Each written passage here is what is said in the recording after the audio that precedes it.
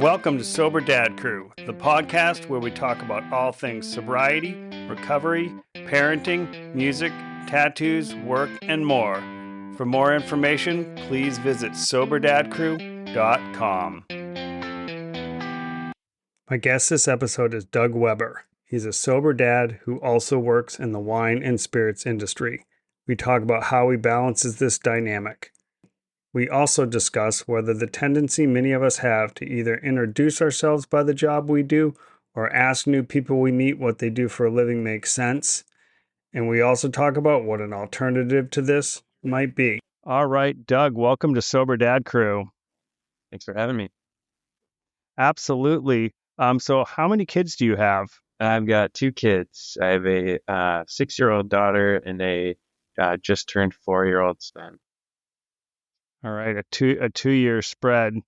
Yeah. Most of mine are a 4-year spread, which feels good, but I guess you get the age difference you get, right? Yeah, it was not necessarily planned that way, but just kind of ended up happening. I do hear these things happen. Babies get made. Magic. Yeah, I'm done. I got a vasectomy. No more. I haven't gotten it yet. But I'm old. Yeah. I'm pro vasectomy on this show when you're ready. All right. I keep meaning to email my urologist and being like, you want to be on and let's do an episode about vasectomies. I just think it would be useful information for people. Maybe that could be your foray into sponsorship. Yeah, right. Yeah, the Urology Association of America or something. Oh man. We just before we hit record did talk about politics, but I do think in this age right now, men do bear responsibility in birth control at a time when, the right to choose is at risk. So, that was part of my thinking too. It's not just the woman's responsibility. Right. Yeah, it's not fair to put all the burden on one side of the equation. Yeah, 100%. All right, well, we digress already, but that's good. Quick slide. It was a quick foray into politics. So did you always want to be a dad? Is that something that you always thought this is what I want, I'm going to do it? I think so. It wasn't a goal of mine. But I think, it came from a very, I guess you would say, normal upbringing. And I, did the high school and took 4-year college and just kind of saw myself on the traditional path. My family that I grew up in, two parents, my parents are still together, still married, married over 40 years. And so I just, I guess always saw it in the cards, and just thought that it would be something that I would be into and be good at. So I think when I was getting a little closer to having children, I always thought it'd be cool to be a stay-at-home dad. And I still think that would be cool, but I also see that what my wife does, she stays at home with the kids, that it's definitely not as easy and fun as it sounds. But yeah, I think I, for the most part, always thought about being a dad would be a pretty cool thing to do. Yeah, I did the stay-at-home thing. My oldest is 21, so I'm not married to his mom anymore. But when her maternity leave ran out, we kind of didn't have a plan. Mm-hmm. And I was like, well, I'll just stay home. And we kind of did this budget and did all this stuff. I'm like, oh, that was a magical thinking budget. Economically in this country, it can be really hard to not have two incomes. Oh, it's the great conundrum, right? We basically ended up by default having my wife stay at home with the kids now. Kind of a twist of fate through the pandemic. Our son was born in our second kid. Our son was born in 2020, in August. And so she went on maternity leave, and the company she was working for, this small company that was largely based on, gathering people in person. And, they basically said, we can't bring you back, which was kind of sketchy. And it felt weird, but we just went with it. And we were already talking like, what are we going to do? Are we going to put both kids in daycare? Can we afford to have you home? Like, how's it going to work? And it just ended up, we just kind of did it. We didn't even plan it to happen that way. And it was just like, all right, you're going to be home with the kids. And so it was lucky during the pandemic with our work, with my work, I could, you know, be at home with the kids for part of the day and kind of share duties. And my job is pretty flexible, so I can kind of work my schedule around it even to this day. But it's just like a kind of a trip. But to think about like if she were to go back to work, I mean, this gets into politics again, but like the earning potential and lost earning potential by just raising kids, and how it sets women back, and um, then the wage differential, and to be a large portion of what she would be earning would be just paying for daycare. And for us, it was like, that doesn't make any sense. Like, if we're just going to come out even with you working to pay for daycare, why don't we have you play a more active role in the kid's life and have one of us home with the kids? So it just kind of worked out that way. We're super lucky for it, and it's been stressful couple of years of penny pinching, but on the other side of it all, I know we're going to look back and be glad we did it the way we did. 100%. And I also think just even, the cost of daycare is its own conversation because it's insane, but also just access. I was in an event through my work with an architecture firm, and we designed a daycare in the area where we are, and we're at the ribbon cutting, and the director said their waiting list was over 300 people. Yeah, that's not even a waiting list. That's just insanity. Right. Like that, a waiting list is like 5 people. I mean, by the time you wouldn't even get on that waiting list. Like, that's like unless you've like are 20 years old, and like when I'm 30, I'm going to have a kid, and I'm just getting myself on this waiting list now. I mean, your kids will get into that daycare. Yeah, right. It's just a waiting list for your grandchildren someday. So yeah, I think that whole daycare thing and younger staff where I work in, like that cost thing, the percentage of their income, and younger staff now, like when they tell me about their college debt, it hurts my head. Yeah, It's wild. It's a crazy the level of higher ed debt that is being accumulated right now. Yeah, and there's seemingly, no end in sight, and any progress we seem to make towards resolution of that just gets fought. And yeah.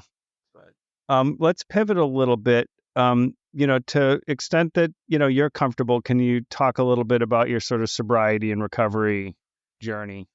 Yeah, for sure. So we'll probably get more into this later, but my career is I sell wine and spirits for a living, and I still do to this day. My sober date, July 13th, 2022. So I just celebrated 2 years. I guess I'll go through. So I came through AA, the kind of traditional recovery method. So kind of what was like, what happened, and what it's like now kind of framework for me. Is kind of why I wrote it down, thought about it. But like, I basically, my family, when I was younger, I was always warned by my parents, like, oh, we have alcoholism in the family, you better be careful.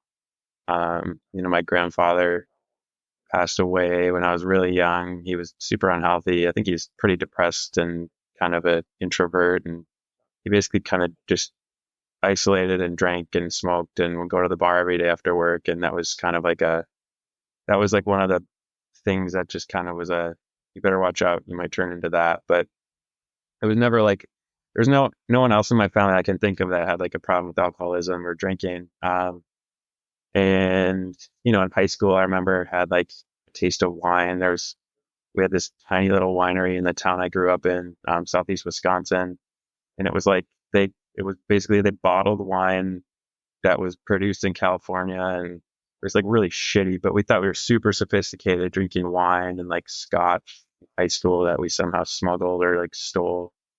So I had wine with family gatherings, during Thanksgiving, Christmas, kind of when I was older, like 18, 19, 20. I remember like thinking back on it, kind of like, I don't know if it was the fact that I was a kid, getting to drink and like thought it was cool and catch a little buzz, or if it was actually like my tendencies kind of showing themselves at an early age, but like wanting to have more than just one and like thinking that getting a buzz was cool. Um, but like, yeah, my parents modeled responsible drinking, and there was never like anything in my household or my surroundings that was problematic. So I think back to college and like partying scene. I worked a lot. I worked all the way through college and kind of helped pay for part of my way through like my housing and part of my tuition. I was lucky that my parents paid for a little bit of it, but I had to work to pay for a lot of my stuff. And so I didn't really party that much. But when I did, I remember I just could never stop. Like I would just drink until I threw up and passed out. And that was like, but I thought that was normal at the time. I guess being in a party culture at school, I went to the University of Minnesota.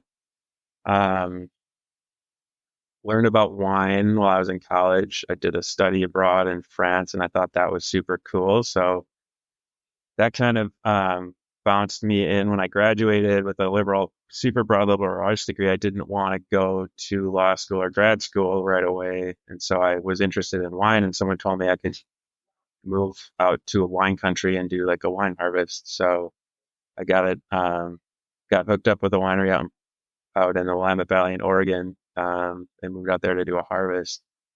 And basically, like, yeah, I was set up. It was like such a cool gig. Small family owned winery from day one. They like, I remember after we were bottling, it was a bottling day. They were bottling wine, getting ready for the harvest. And I remember at the end of the day, like the new interns were there for the harvest, and I was the young kid that didn't know anything and had never done it before, and everyone else was kind of somewhat experienced. And so they're like, "Oh, you can't drive a forklift? Well, here's a beer first. Go sit on the forklift. There's a stack of pallets. Go figure out how to drive it." And I was like, "This is so cool! Like you get to drink beer with your people after work and like drive a forklift." And it was just like, I don't know, it was just kind of this cool setting. I thought it was fun. Um, and so yeah, I mean, I got hooked on the wine harvest. Was really into wine. Started to learn more and more about wine. I ended up doing a few different harvests around the world, California, New Zealand, France, and kind of really got into this culture of like work travel for wine. Um, Underneath it, during the process, I can think back to one time when I was in California living in this crazy like party house with a bunch of interns and work hard, play hard. It's like 4 months of work you get put up, but you're working like 16-hour days. Drinking, you got to go in to get a truck of fruit that comes in at 3 in the morning from a night pick, and you might be drinking beers at 3 right after you woke up. It's just kind of like this, haha, like it takes a lot of beer to make a lot of wine subculture thing, but like there was never anyone to be like, "Hey man, like you better watch out. This could turn problematic." Like it was just this like tongue in cheek um, thing. So someone like myself who, had problems turning it off, whether or not I realized it then, it started to become a slippery slope pretty quickly. But when everyone was just kind of like partying, it seemed really normal to me. Um, so then I, kind of came to an end of my work harvest seasonal years and ended up wanting to move back to the Midwest to be closer to family. So I ended up in sales, selling wine in the Madison, Wisconsin area for a couple of years before I moved up to the Twin Cities. After I got engaged to my now wife, and have been, selling wine here ever since then. But about 2.5, 3 years ago, kind of reached a point where I was, after a couple incidents, not I didn't have like a rock bottom per se. I remember one time my daughter's second birthday party. Um, we had a big party, and my parents were in town from Milwaukee, and we had a bunch of friends over, and it was just like my daughter was born on November 2nd, so her it was like a Halloween theme, and everyone dressed up, and the booze was flowing, and um, I this is another point of topic we could probably talk about, but I have a muscle disease called SMA, spinal muscular atrophy.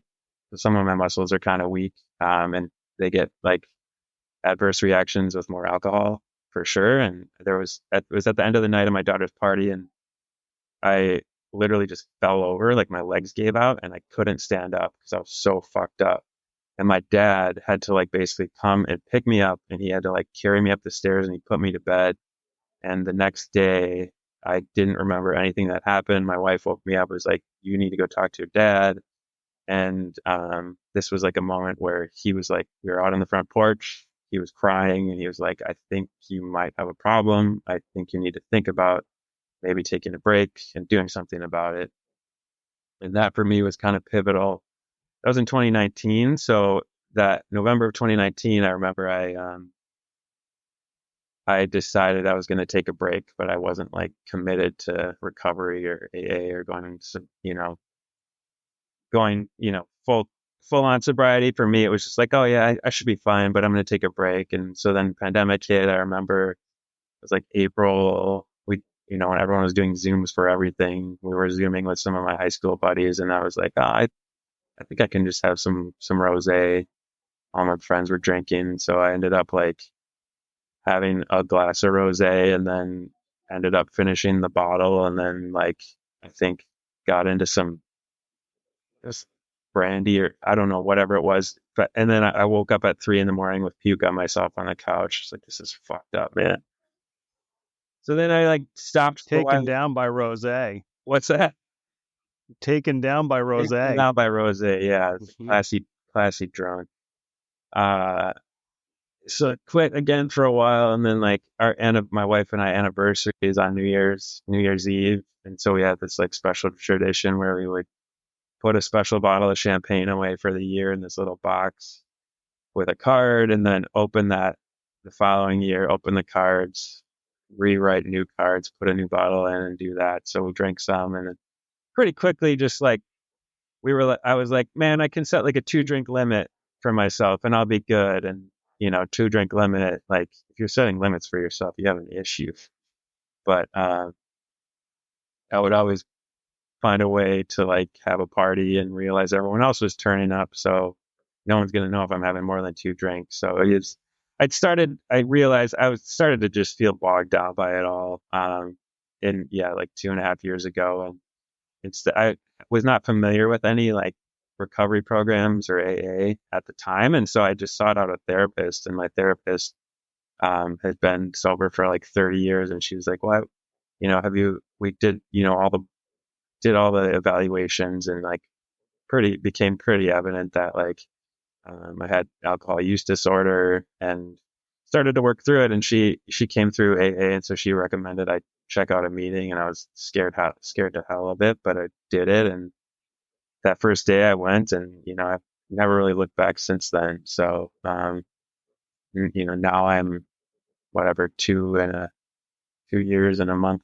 a little more sober. I haven't been to a meeting in a while, and that's I tell that to any AA recently, and they say, "Better watch out."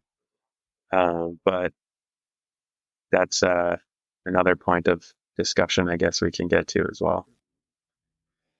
Yeah, I didn't come through AA. I have a lot of respect for whatever approach works for folks, because I'm sure, to kind of pivot back to your career. So I also had a little time working in the wine industry. I live in the Finger Lakes, Yeah.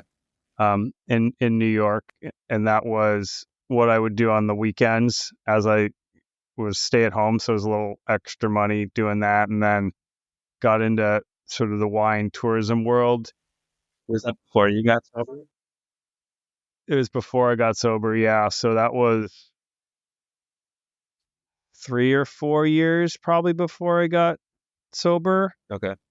And, but at the wine tourism thing, we weren't allowed to taste and all that, but hanging out with winemakers, they can put it away. And I remember doing a dinner, and it was one of those moments. It didn't hit me until I stood up Yeah. after dinner, and I was like, holy shit. And I've not been drunk actually a lot of times in my life. My sort of alcohol thing was like more of a, medicinal numbing sort of thing Okay. that became problematic. But I was like, okay, now I'm at a work dinner and Yeah. I'm totally smashed.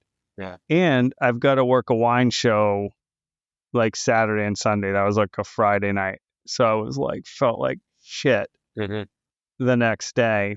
Um, yeah. So like, your sort of talk about Crush and Harvest and all that really resonates. It's like not as sexy as what people think when the wine is being like pumped through these big hoses. Right. It's like, sort of cool and nerdy, but it's not not necessarily glamorous. Yeah. And I think people think it is. Um, but, using that to sort of get back to your current world, I would think that, some folks in recovery were like, well, you shouldn't have that job you have because you're like around alcohol all the time. But it's also your career. So, like, you got to support your family. Yeah. And so kind of going back to what we're talking about with like the pandemic and, me being the main breadwinner for the family, like it truly is a career for me. And I'm a wine expert, right? And then I'm really at the top of my game right now. The company I work for is arguably the best for a fine wine distributor in the state of Minnesota. Our portfolio, my experience from working in a wine bar to a retailer to a winery and now in distribution. So I'm really a professional in that regard. And, I think, what do they say when in recovery, you don't get a new job and don't date people within the first like year or whatever. Like I really had to slow down, in the beginning, and that I was really grateful to have therapy because for me, like it was kind of this panic of, okay, I'm going to get sober, but I'm the wine guy. Like, what am I going to do? Like, that's my identity. And my therapist really helped me realize right then and there, right before we started anything, was like, okay, let's break down your identity first, because that is your biggest issue. Um, your identity is not your career. Your identity is not wine. Like, there are so many things about you that you are your identity, and those don't have to be it. And so, like, I think honestly, the biggest one for me was dad. Like, and so that's why like this podcast has really helped me. Like listening to you guys, you when like working out or whatever is like I identify as a dad first and foremost, beyond anything else. And so to lean into that and then realize that that is something that is my identity and all the other pieces that I identify as before my career, and I can lean into those, and that really helped me kind of set the stage for going into the recovery process, and being able to stay in my job. Um, but yeah, so that it's weird to me every day. Like I sell poison for a living. Like, um, and trying to get people to drink it when I'm not only not drinking it, but like the more and more I get into it, like learning and realizing that it's poison. It's horrible for you. All the bad things about alcohol. So it's been an interesting journey, but I remember I had one of my first AA meetings. This old guy, like curmudgeon-y old dude, he was like, "Yeah, you got all those alcohol bottles in your basement. You got to throw those all away right now." And I'm like, "It's not that fucking easy, dude. Like, this is my career." Like, and so that was one of the hardest parts for me is going through it. Was I had no role model. I had no connection. I had no one that I saw in the industry doing what I was doing to guide me or show me or lead me. Um, and so that's kind of been one of my MOs lately is like not necessarily being explicit with my recovery story, but just like telling people, like not hiding that I'm sober, being open about it. You know, people see me and they're like, "You look good, man. Like, what have you been doing?" And I'm like, "Well, I quit drinking. I've been I've been exercising like 4 or 5 days a week. I've changed my diet. Like, it's a lot more to it than just quitting drinking, but it's definitely been a trip to be in the wine industry while being sober. Yeah. I mean, and I think at least now we're on this front edge of some more interesting stuff. I don't know if you ever listened to the episode with Ian from All the Bitter. Yeah, that was one of the first episodes I think I listened to.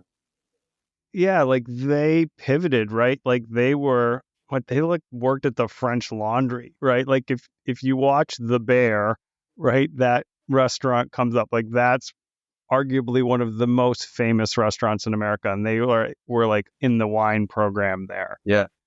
And they pivoted to making these non-alcoholic bitters. So I think we're at this interesting time broadly in our assessment of alcohol. Mm-hmm. Like, growing up, like everybody drank. I remember there's one guy at my church who once a year would stand up in this like Joys and Concerns thing, and say his sober anniversary. It was the only person I knew. And then I knew there were AA meetings that took place at that church because like that's like, where AA happened is in those community spaces. Mm-hmm. But there was never this conversation about alcohol free until weirdly, was it in the 80s or something? O'Doul's came around, Mm-hmm. which arguably was probably terrible. Yeah. But we're in this age now where there is this interesting development of sort of these non-alcoholic spirits that have complex flavors and that you can do interesting things with. So it does feel like there's some shift in the broader industry towards that. But also to your point, like you have the job you have that like supports your family and you can't just throw it all away. So I think it's an interesting added challenge. Yeah, for sure. And it's quite, quite honestly, you bring up it's great point, great transition is our company really has leaned into the NA space. All trends, all signs point to the growth of that sector of the industry. I think worldwide by the end of next year, I read it's supposed to be like a $200 billion industry is the adult non-alcoholic beverage sector. But yeah, like Ian from All the Bitter, I just read a statistic 94% of people who drink non alcoholic products also drink alcohol. So it's not only just like teetotalers and people who are sober trying to find replacements, it's like this cultural shift towards people drinking less or like substituting. You go out for dinner and you have two drinks and you want to have a third, but you got to drive home and you don't want to feel like shit the next day. This is normal people, but so they have like an NA beer and a glass of wine or a cocktail. So I've really leaned into the development of our portfolio and our company, exploring all these alternatives, and it's been really kind of this refreshing avenue for me to keep my interest peaked in these new products and these discussions. Whereas I don't, you know, it's weird. I don't even have interest in like talking about Burgundy anymore and like fine champagne and like the terroir of like it's just like I rarely even taste wine. I still taste wine, spit it out. I still taste spirits and spit them out if they're new or it's something if it's part of a presentation. Occasionally I will do that. But I always joke one of my colleagues is actually stopped drinking as well, and we joke with each other. We call it the itch. Like there's a few different like the champagne that I got engaged to and I served at my wedding. If I taste that, which I sell that product, if I taste it, I'm gonna spit it out. But if I taste it, I have this moment in my head where it's like the itch, and it's like I could just open my throat and swallow that. And like most people would say, like you're an idiot, like you are playing with fire. Why are you doing that?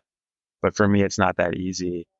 It's like I said, part of my career, and so I've found a lot of strength in that I've been able to negotiate that. But it's also there's days when I'm just wishing, like, man, I just wish I could go, sell software, medical devices, and not even have to think about alcohol anymore. Yeah. I mean, Right.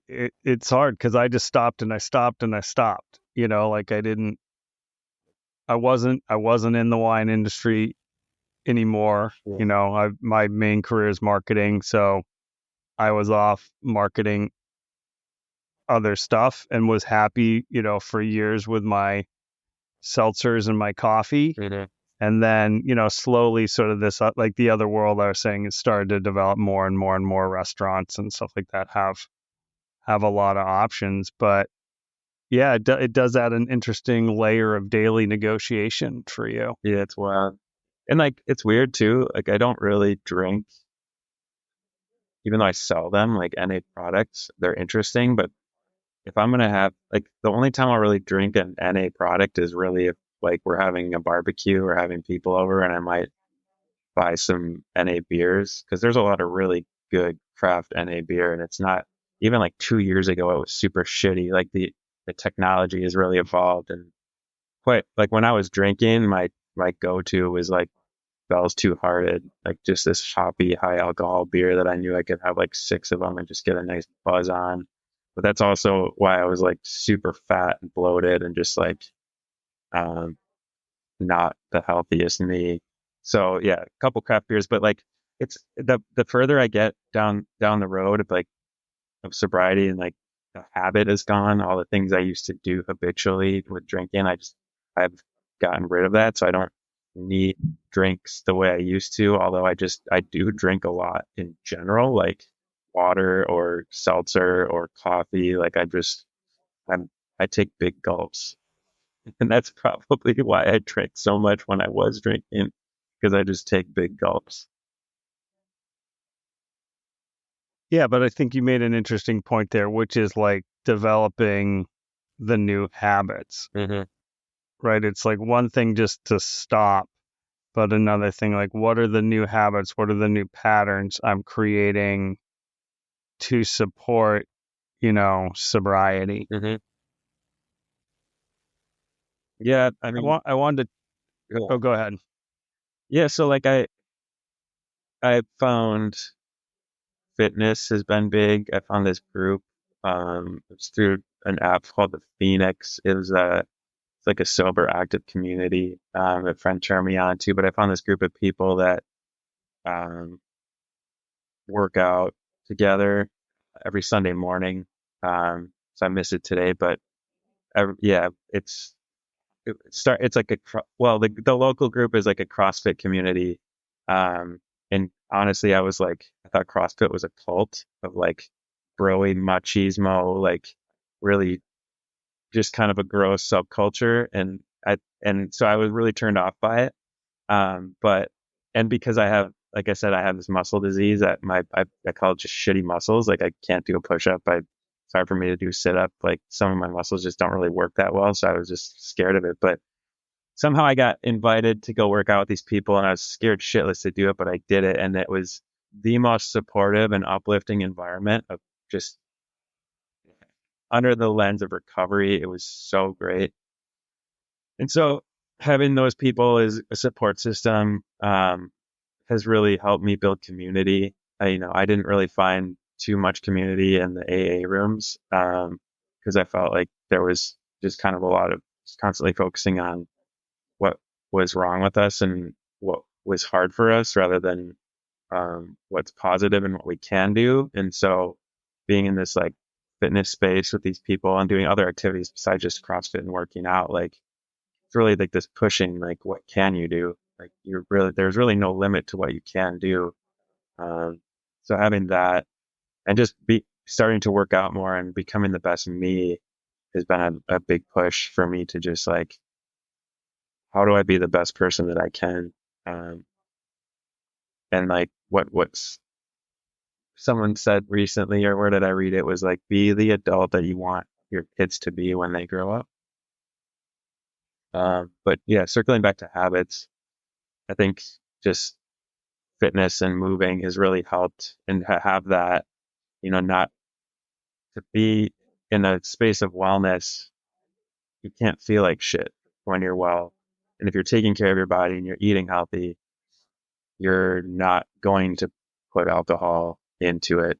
Or like for me, smoke cigarettes or, just trying to eat clean, doing all those things. So that's really helped me stay sober and stay connected to healthy, active people has been big for me. I mean, it can't hurt the trajectory of your disease either. For sure. I don't know like how that disease plays out over time, but I got to think overall healthy living is better for that. Yeah, definitely. Keep moving. Yeah, I get like quarterly spinal tap shots to basically get this medicine that stops the progress. So hopefully I won't be wheelchair bound when I'm 70. I can still walk and do all sorts of pretty normal activities, but certain muscle groups in my body are just pretty weak. Actually, oddly enough, I did a CrossFit competition yesterday. And my partner for it was a 74-year-old guy. He's part of our workout group, but Did he kick your ass? He did kick my ass. Yeah, he's incredible. Yeah, Rob. those fucking scrappy old dudes. Yeah. So we were there just for participation points, and you have these people like lifting ridiculous amounts of weights. But, there was one of the workouts, I was the last person going and there was a time limit and everyone else had been done for like 5 minutes, but I was still going and I wasn't even close to the end of it. And just like everyone there was circled around me, just cheering and clapping and screaming. And, that's just like a complete 180 from the person I used to be. I would have been so embarrassed and probably never in that situation, but just to be like pushing it and doing it, to be supported in that setting was really cool for me. Yeah, it's that power of community. Yeah. So I wanted to circle back to something, you were talking about when you worked with your therapist and sort of that way we define ourselves. Mm-hmm. And I think there's this, maybe it's a particularly American thing, maybe it's a capitalism thing, but defining ourselves by the thing that makes us money. Right. And I always add that in me, like I want my like career to align with like my sort of old punk rock ethics and all that stuff. And it's really pretty hard. I mean, I've been in positions, and I talked about this a little bit in the episode I just posted, being at a place that turns out did military work. And I'm like, well, I can't sit with that. Yeah. So I got to find an option. But there is this particular thing where we define ourselves by that which makes us money, which isn't really that which defines who we are as a person. So I thought that was like pretty insightful therapy work. And like similar to sort of what I remember a conversation with my therapist, and she was like, look, it's okay to work to live. Mm-hmm. You do not have to be defined by your job. It is okay to have a job because you need a job to support your family. Mm-hmm. But that job does not have to be the thing that defines who you are. And that was such an important message for me. So when you said that like really resonated with me. Yeah.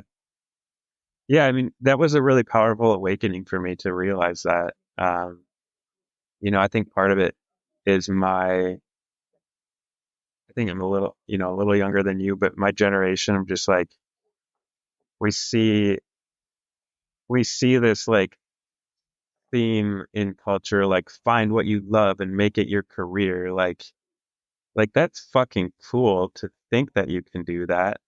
But like the reality of that happening is such a skewed, like that's such a privileged way of thinking.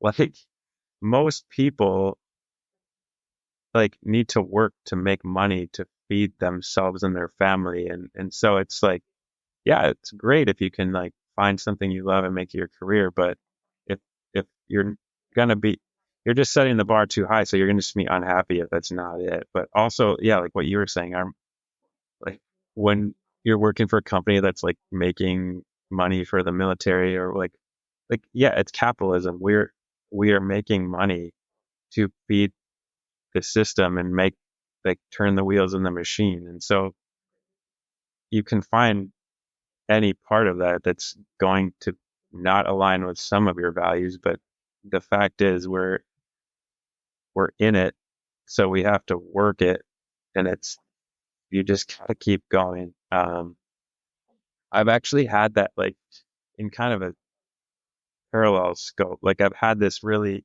interesting discourse in my head lately about do I want so want like wine was my passion, and like that's like I was super into it. I thought it was the coolest thing, and I ended up making it my career.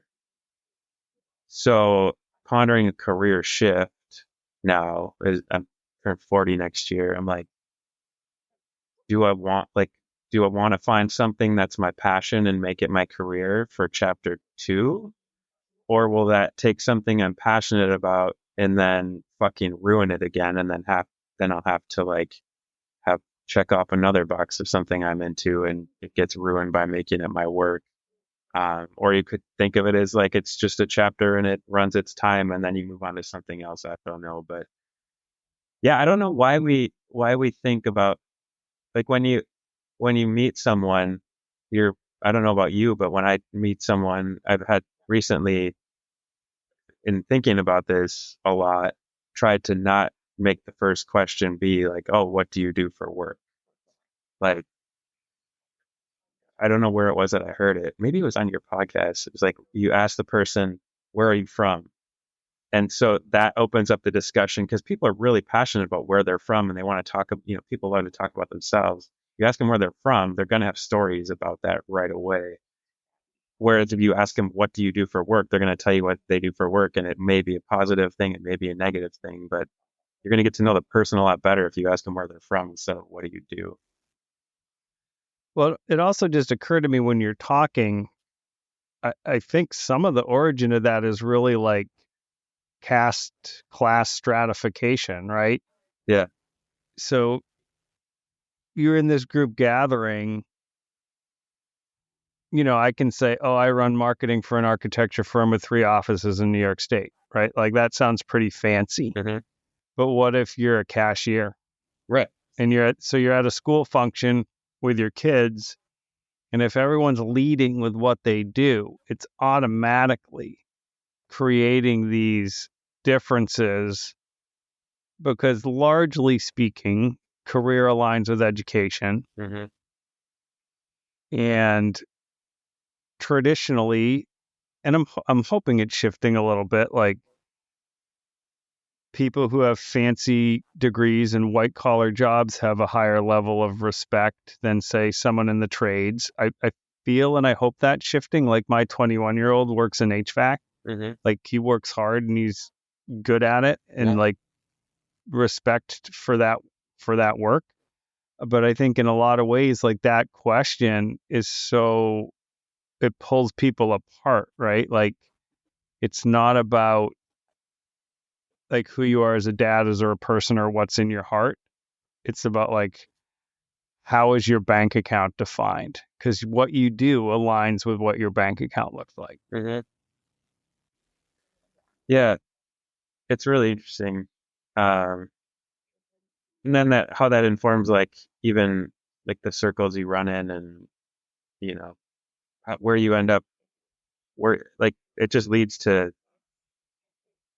so many there's so many factors that play into that. Like with the election coming up, I was outside yesterday and had and like I might be going down a complete rabbit hole here, but just like the identity piece and politics, and how you kind of get stratified potentially in your political leanings, largely informed by money and in where you are economically. Um, but like there's people on my block who are on the other side of the spectrum from me, and like leaning politically completely different spot. And like if we put up a sign in our yard and they put up a sign in their yard, we could be sparring over like, well, fuck that guy. Like he wants to vote for that person. Like I think he's an asshole. But when it comes down to it, like we're neighbors and we live next door to each other and we share this piece of land and we breathe this air. And so like the things that we have in common are quite a bit more than we don't. And so finding those similarities on a relational point of like what what we find in common instead of what we find different.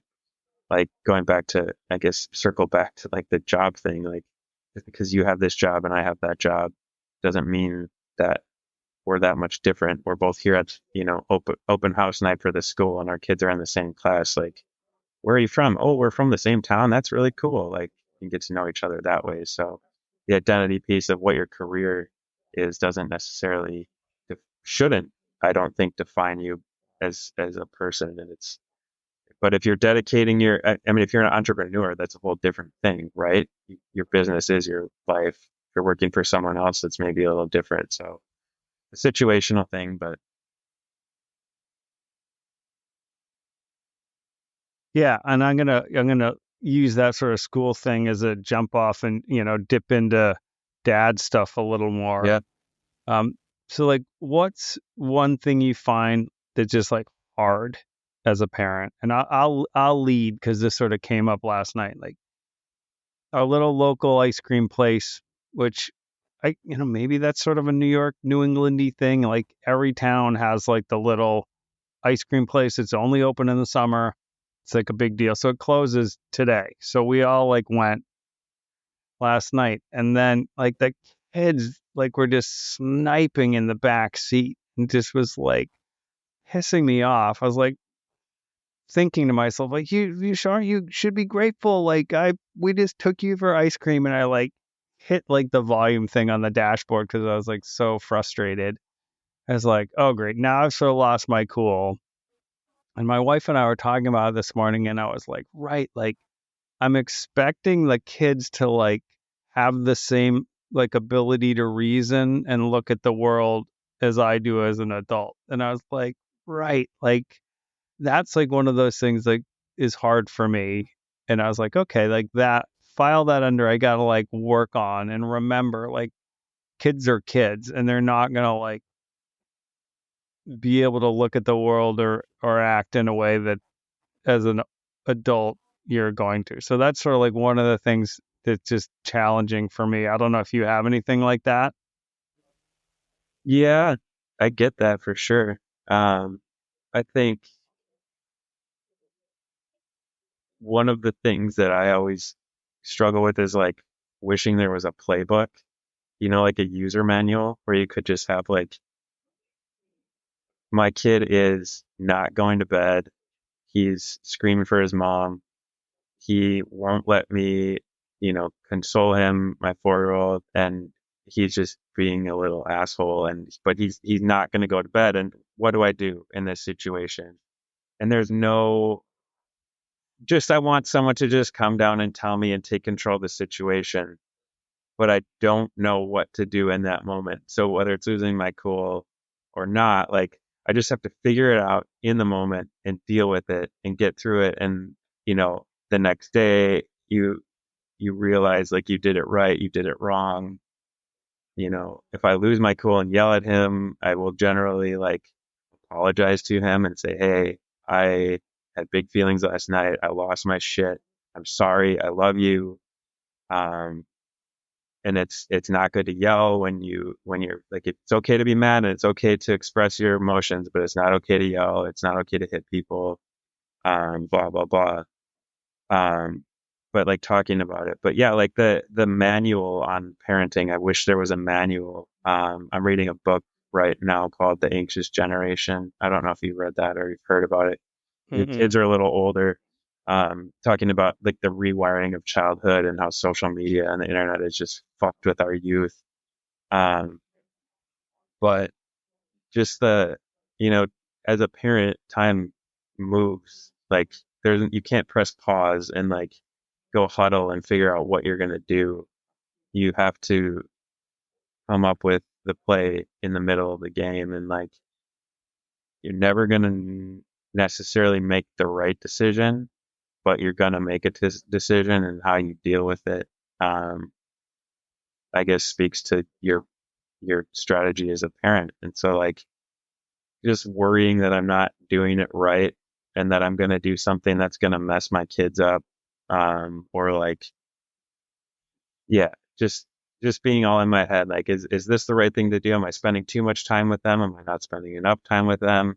they want me to come play with them, but I have all these things to do. Should I go, put my coffee down and go build the Legos with my kid, go play basketball with them, or should I say no, I got this to do? Like, I'm just constantly in my head about that. Just like, am I doing it right? Am I spending the time properly? And think fast forward 20 years from now when they're both out of the house, I'm gonna regret that I didn't go, take that time to be with them. But at the same time, it's like also have things to do as a responsibility of a parent, and balancing that out and doing it right gets to me a lot. Yeah, that balance thing, is tricky. And also having an adult, and then, my one daughter's going to be a senior in high school. Like the early investment of time, building that relationship does pay dividends later. Cause I do believe like when they're teenagers, if you haven't developed like an open relationship with communication of the sort of, you can tell me and talk to me about anything, then you're not going to magically get it when they're 16. Yeah. They're just like not going to talk to you. And I think that is, even if you're busy, like acknowledging, making sure they're acknowledged, right? Like, I understand what you want to do. I've got to do these things, but this, we will get to that, at this time, because you can't always do everything.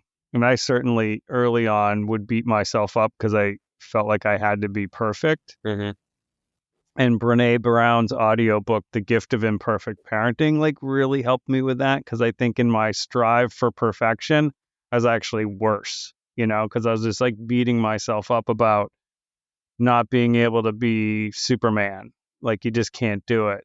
So, because you have to find that balance. But I think at least, acknowledging kids and being like, I get you want to play Legos, let me like do X, Y, Z. And then like, we'll get to that. Yeah. I think is important, but it is hard. There is no like, oh, if the kid won't go to bed, please see page 10. Right. I mean, oh, page 10. Thank you, page 10, for like diffusing the whole situation. Yeah. Because it's hard. I mean, kids are just, they're young and they're learning, and like that age, like 4 is a big age of like, they're trying to find that first big wave of independence. Yeah, like right now it sort of starts when they're 2. Yeah, like right now he's got this thing where he'll just like won't really eat at dinner time, and so we'll get to bedtime and I'll be upstairs and he'll sit up and he'll be in his bed after I eat to him and go, Dad, I want a snack. And it happens every single night, and I'm just like, it just pisses me off. But like, and I'm just, because I feel like I'm not being a good parent and getting him to eat his dinner and like sit. But I just need to like chill out and just realize like this is just a phase. It'll get better. He's not gonna ask for me to get him a snack when he's 15. Like, just chill out and let. Oh, he might, just in a different way. He'll just yell it from the bedroom. I'm really in my head a lot, and I went off of my anxiety medicine about a year ago because I thought my anxiety was being caused largely by alcohol, and I've had anxiety for a long time, but I recently got back on anxiety meds, and I'm kind of looking forward to them to start kicking in again, because I think it's going to actually chill me out and make me a little bit less irritable, because I feel like I've been pretty irritable lately. And yeah. Yeah, I think one of my great struggles in having dealt with anxiety a lot too is like getting in my own head, and that echo chamber is not good for me. Like I get stuck in my head, and it's this sort of like everyone's against me, like kind of stuff. And like I had to learn to get out of my own head. Like that was, huge for me, because it is easy to get irritated as a parent, and it's easy like, whatever. I have a high pressure job, a lot of deadlines. Like this last week was crazy with deadlines, and trying to find a way like between the office and the house to shake that stuff loose, so I'm not bringing it home. I'm better at it some days than others, Right. but like no one in my house needs that they don't really care that it was like cranking to get that proposal to FedEx by the deadline. Like, especially kids, and this is sort of back to career too. Kids do not give a shit what you do for a living. No. They do not care what your job is. And they feed off it. And my job, since it's like I stare at a computer, so when the younger ones go to work, they're like, you seem to like look at your computer and talk to people. That's like your job. They have like no idea like what it is. They're like, you have these meetings and then you're at your computer. Like what do you do? Like what is your job? Like, but really in the end, they don't care what mom or dad do. They care like, do you make every effort to like be at my game? Yeah. Are you like there when I need to talk? Are you are you reliable? Like all those things, like the real basic things that they want. Are you like, I mean, I think can broadly be defined as, do you show up for me? Like, I think that's like what I see. Yeah, to me, it's like true unconditional love, right? It doesn't, all the things, and even if you like you said, if you flip out at them or lose your cool, like I'm always amazed. It doesn't happen to me very often, but if it does happen, they wake up the next morning and it's the same smiling face that you remember, and they probably already forgot about it. Like it's just, they don't hold grudges. They need you. They want you to be there for them. So showing up as your best self. And I think that was like really played a role in me deciding to quit drinking, was like, I am not showing up as my best self. Like I am not happy. I'm, not healthy. What kind of an example am I setting for my kids, like who are still super young? They don't even probably understand drinking and what that's doing to me because I don't really do it around them. But like, if I'm going to be here for them and be the good dad that I like to think I am, like, I got to change my act. And so that was, a big motivation for me, was to just stop, reset, and move forward in a different style. Yeah, they might not remember the getting hammered at their second birthday party, but they would remember it if you did it at their 10th birthday party. For sure. Like they would deeply remember. But he also said something else that I'm a total believer in, which is apologizing to your kids. Mm-hmm. I 100% like read his parents were always like, you need to apologize. I'm like, well, mom and dad, you better fucking apologize too. Like no one's asking you to be perfect, but if you do make a mistake, you should apologize to your kids. I just fundamentally believe that to be a true thing. Mm-hmm. So on the flip side of like what's hard, like what's easy or what brings you joy? I like to see my kids like picking passions and like finding their own things. Like for me recently, it's been, I've always kind of had this idea of what I want them to be and what I want them to turn their interest to, and like what kind of music they want to listen to. But granted, you're an influence on them, but like not, like my son is recently like excited about playing basketball, and like quite frankly, I hate basketball. I think it's super boring, and I just don't like it, and I've never played, but I've been outside playing basketball with him, and like if it's something that he really wants to, he's going to play basketball this winter, and embracing them and supporting them through what they want to do, rather than something that I like, picking a sport for him that I want him to do. I volunteered. I'm going to be a soccer coach for the 4-year-old, so that's been fun. But then under that same thing, like my daughter, with a little encouragement, got into snowboarding last year. And we live in Minnesota, so it's not like we're in the mountains, but there's some decent hills around here, and so for me, snowboarding was a passion of mine when I was a lot younger, and kind of stopped for a while for a number of reasons. But to be able to rediscover that passion and interest of mine and like share it with her has been really big. It's super fun. Another thing I really enjoy cooking. So being in the kitchen with my kids and just like letting them help me cook or like teaching them how to cook, how to bake, messing around with things, trying to include them in the process. I'm super OCD, like not diagnosed, but like I just like cleanliness and order.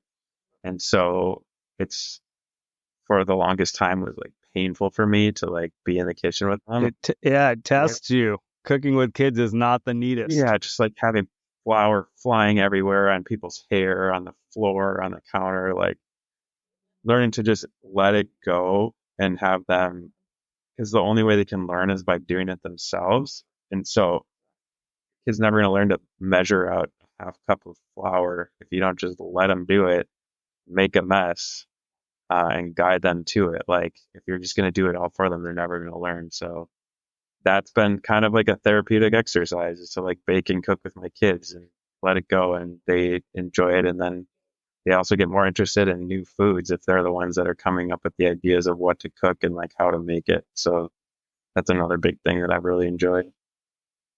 Yeah, no, I love cooking with kids. The youngest, we got him a little kid chef's knife for Christmas last year. Nice. And it's sharp. Yeah. And so then being like, okay, like here's like how to do this so it's safe.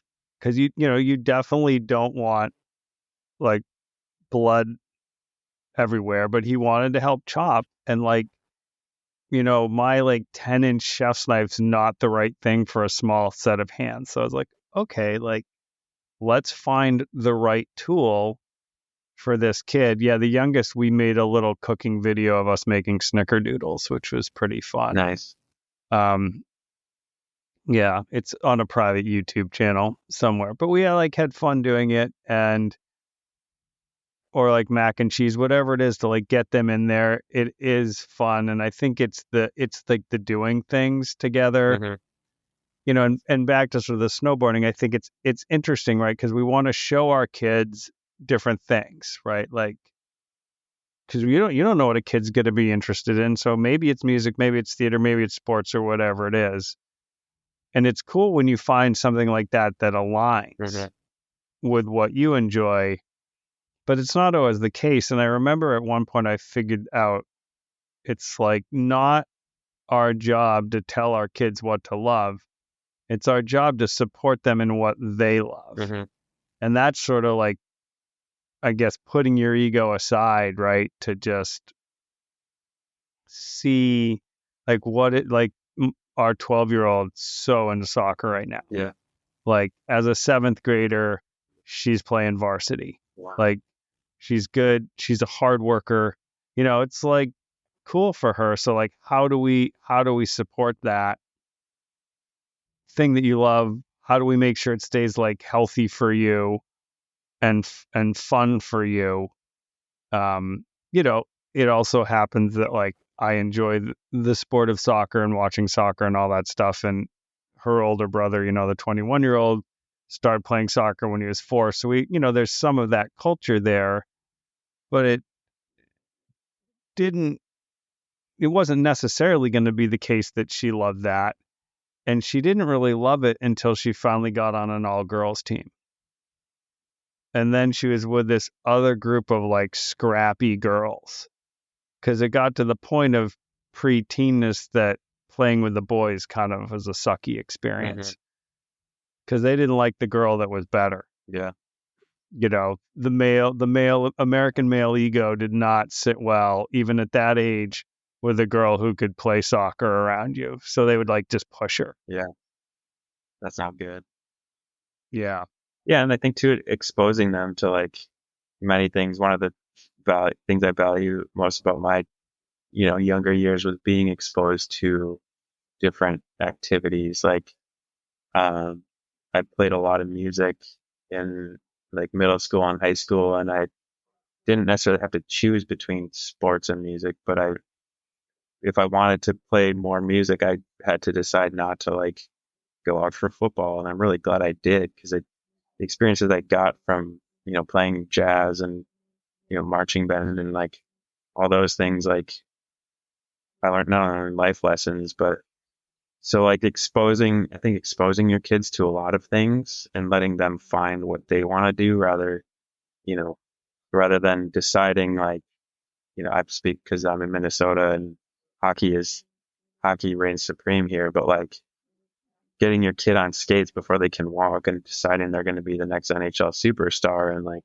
spending every weekend and, 4 nights a week at the rink. Like, I guess that's for some people, but that's not, not how I want my kids to go through life, having things decided for them. I want them to find their own passions and interests and just, yeah, like you said, love them and support them in what they want to do.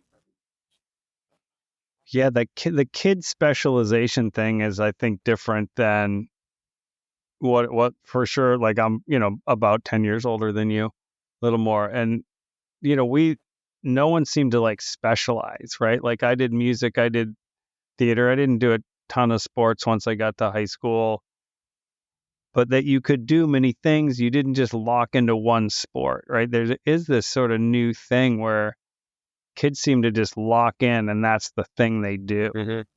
Instead of like, you're a kid, like do a lot of stuff. You should be able to play soccer and be in the musical if that's what you want. Yeah.